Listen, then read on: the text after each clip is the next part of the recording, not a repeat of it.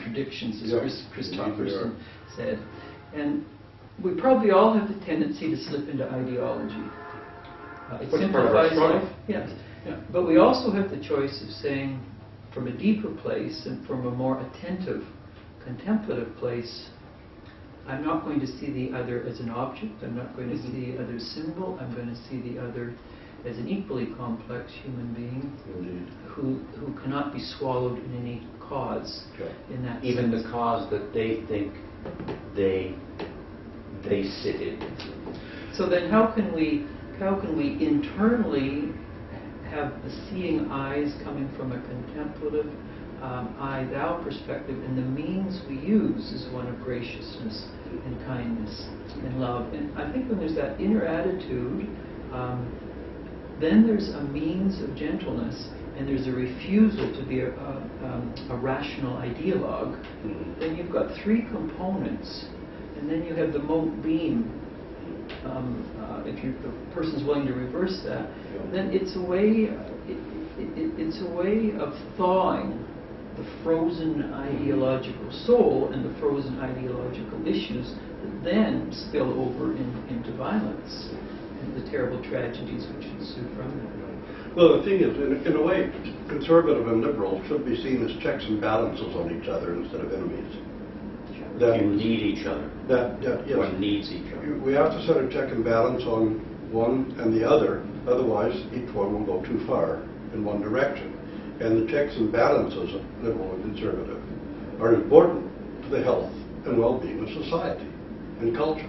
If we have always one and never the other, then we would have a completely inappropriate way of dealing with circumstances of life and international affairs.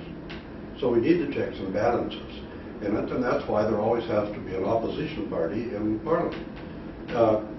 Because without a healthy opposition to whoever's governing, you can't have anything but an autocracy and a dictatorship. But we need those things. And the other thing is that whoever we think is the them is nevertheless a human being. And since God's love is for all mankind, as one of the Russian saints said, I can't at the moment, but I think St. Tikhon of Zadonsk, it's a terrible thing to hate one whom God loves. That's right.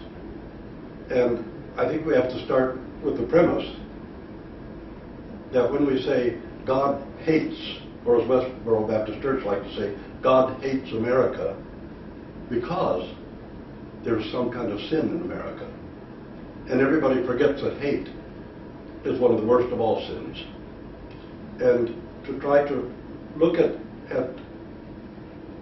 every other human being precisely as a human being, and if we don't understand them, well, that's no wonder we don't understand ourselves. Each one of us is a great mystery, especially to ourselves. And we have to see the other human beings also as a mystery, but as a divine mystery, because everyone's created in the image and likeness of God. And the minute we see somebody as not being the image and likeness of God, then we no longer know God, we no longer see God, we no longer have a relationship with God. All we have is the idolatry of selfness, the idolatry of ego, the idolatry of opinion. And that, of course, is not faith. It's just idolatry. Amen.